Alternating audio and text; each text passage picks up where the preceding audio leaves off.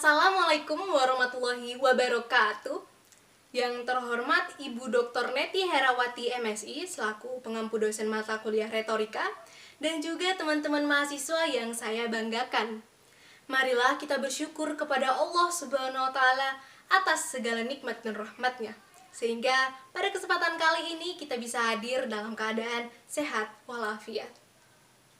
Sebelumnya perkenalkan, nama saya Putri Juwita dan pada kesempatan kali ini saya akan berpidato dengan mengangkat judul Degradasi Moral Pemuda Indonesia di Era Serba Maju.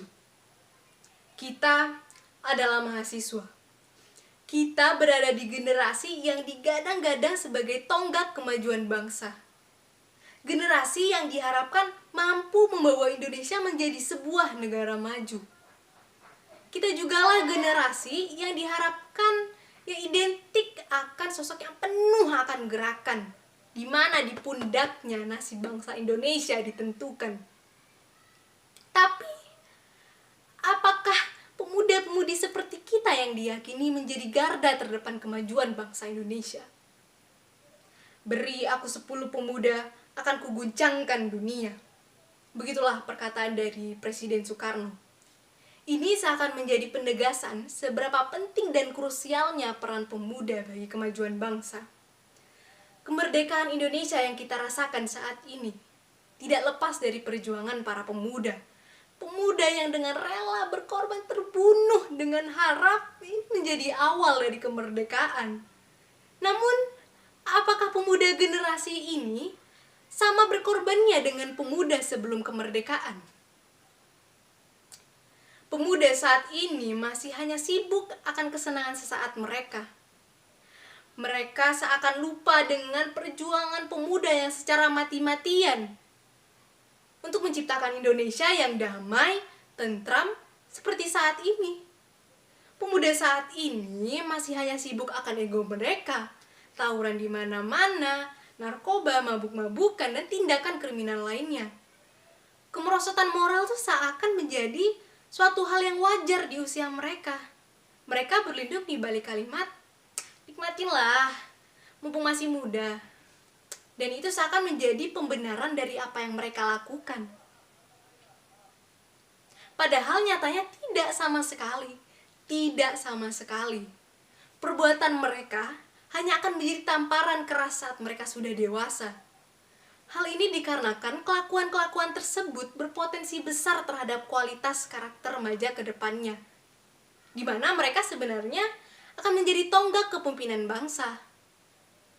Entah apa yang terjadi pada tatanan karakter bangsa saat ini, sehingga krisis moral semakin terdegradasi. Namun yang saya yakini, teknologi menyumbang penyebab terjadinya krisis moral pada saat ini. Teknologi itu menjadi suatu hal yang tidak bisa kita hindari. Ibaratnya teknologi itu sebagai pisau bermata dua. Di satu sisi memberikan banyak kebermanfaatan bagi kita, tapi di satu sisi memberikan menjadi penyebab terjadinya krisis moral pada pemuda Indonesia saat ini. Teknologi mendorong terjadinya keterbukaan informasi. Informasi dapat diakses oleh segala umur. Sungguh lucu, bagaimana tidak, konten-konten yang tidak pantas pun bisa diakses oleh anak berumur 6 tahun. Jadi mengapa tidak ini menjadi alasan adanya krisis moral pada pemuda Indonesia saat ini? Jadi sebenarnya salah siapa?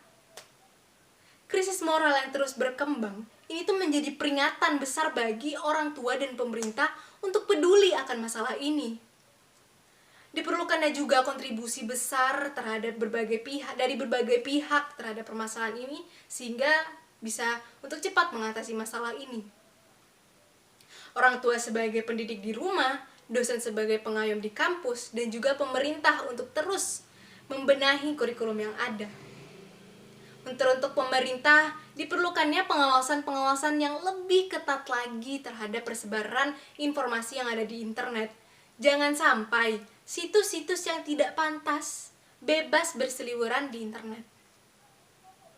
Namun, kita tidak bisa sembrono dengan hanya menyalahkan pemerintah, orang tua, ataupun lingkungan kampus.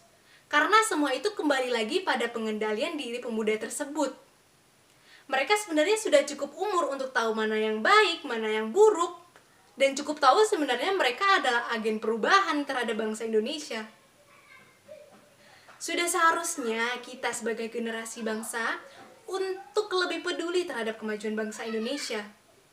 Kita perlu untuk membenahi diri kita, membenahi lingkungan-lingkungan kita. Ciptakan lingkungan yang positif pada pergaulan kita, terus berkompetisi namun dengan sikap yang adil. Untuk itu, yuk mari bersama teman-teman mahasiswa kita hindari, kita tinggalkan semua kesenangan yang hanya akan merusak ke depannya. Mari kita berfokus untuk menciptakan Indonesia yang maju dan damai. Hingga bangsa lain tahu bahwa Indonesia maju dan ada karena ada pemuda-pemudi di baliknya. Sekian dari pidato saya. Mohon maaf jika ada kata yang menyinggung ibu-ibu, dosen maupun teman-teman mahasiswa sekalian. Besar harapan bagi saya jika pidato saya ini mampu menggerakkan teman-teman untuk lebih semangat dalam belajar. Tapi sebelum saya menyelesaikan pidato ini, izinkan saya berpantun terlebih dahulu. Jalan ke hutan, ketemu bunga rafflesia. Gak lama ada burung cendrawasih. Semangat mahasiswa Indonesia. Sekian dari saya, terima kasih. Assalamualaikum warahmatullahi wabarakatuh.